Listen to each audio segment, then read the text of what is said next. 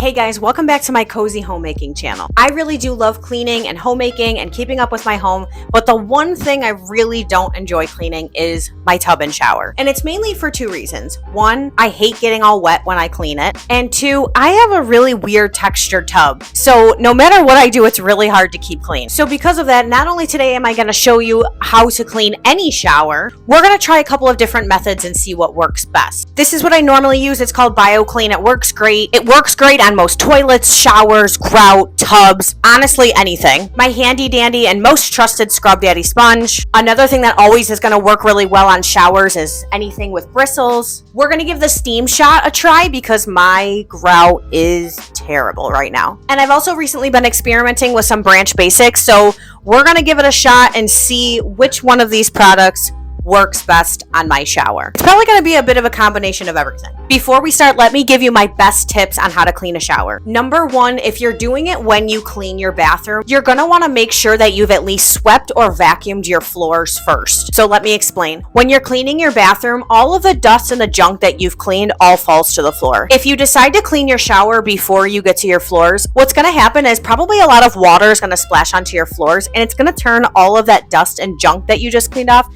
into a really disgusting mush, and that's even harder to clean up. And you certainly don't want to suck up wet mush into a vacuum. So clean your bathroom first, vacuum or sweep the floors, then move on to your shower, and you can finish off with mopping your floors. Second tip is you want a lot of moisture. Just using a spray or a cleaner is not going to be enough. You want to make sure that your whole shower, all of the grout, the tile, the tub, the whole thing is completely drenched in water. It doesn't matter how hard you're scrubbing. If there's not enough moisture, your product won't be activated and it won't do a good job. I highly suggest investing in one of those sprayers that comes down. You'll see mine in a second. Really not that expensive, and it's really not that fun to spend the money on. It will make a really difficult and not fun task so much easier on you. And honestly, my third tip is if you can do this while you're taking a shower, do that. It makes your life a lot easier. You kind of can kill two birds with one stone. You don't have to worry about getting soaking wet because you're already wet in the shower. And finally, of course, I'm always going to recommend non-toxic green cleaners with no chemicals whatsoever. But if you are someone who uses something with chemicals, please be careful and read the instructions super carefully. In a hot, steamy room filled with chemicals, it's really easy for your body and your lungs to get overwhelmed, and you don't want to pass out. Let's get started.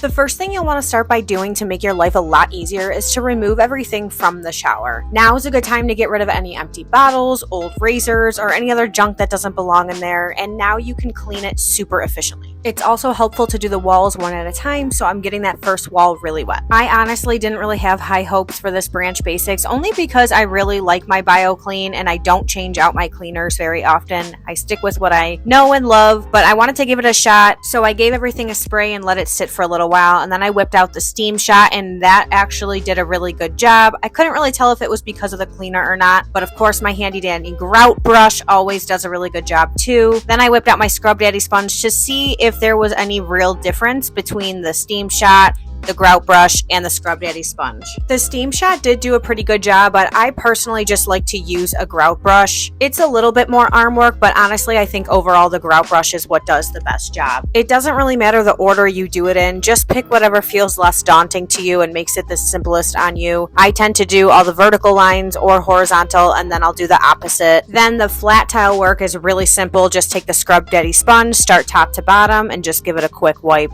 Let the sponge do the work, and then of course give everything a good rinse off and watch all that dirt fall off. It's time to move on to the worst wall in my shower, which is that middle large wall, specifically the bottom half of it. Those grout lines get so bad, and so I take my BioClean and I kind of just spread it all over to give it a few minutes to sit, and really there's no right or wrong way to do this, and it's not really glamorous. I personally just kind of take my hand and rub it all around. It's really the most efficient way. And here I'm using the Scrub Daddy sponge on the soap holder because that was pretty gross, and then I just get to scrubbing the grout with the grout brush again. And I brought the Bissell steam shot out again because the combination of the steam shot with the BioClean actually did a really good job. I took it to some other trouble spots in my shower, like the corners. They always get really gross, and as you can see, the BioClean with the steam shot did a really good job at getting all of that junk off. I figured while I was working on the trouble spots, I might as well just do all the grout too, so I went back and I worked on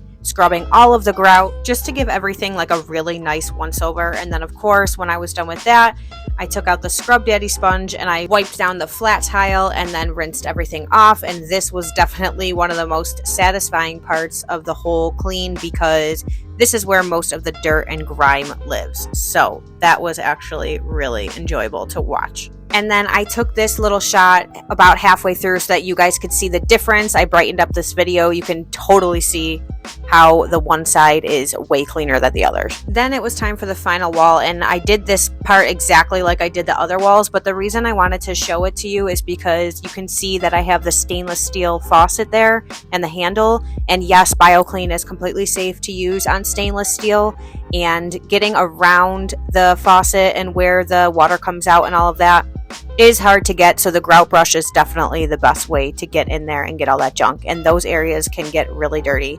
So it's really important to get in there and scrub it all out. But to avoid scratching, I do use the Scrub Daddy sponge directly on the stainless steel part, and it makes it super shiny and does a really good job. And as you can see, when you rinse it off, it is so satisfying to watch all of that junk. Some of that is the cleaner coming down, but a lot of it is the gunk because, like I said, it was pretty bad. So it's time to move on to the tub, and in concept, I do the exact same thing. I cover everything in BioClean and I let it sit. The only difference here is on the walls, the Scrub Daddy sponge is great, but when it comes to the bottom, like I said, my tub is a really weird texture. It's kind of grainy, so I definitely always have to whip out something with bristles. I like using this one that has a handle on it because it's just much easier to hold. And there really is no tip or trick on this part. I literally just have to get down there and scrub. Now, the one thing I will say is scrubbing in circles is always best because if you do have texture, you can get into the little nitty-gritty fine parts of the material.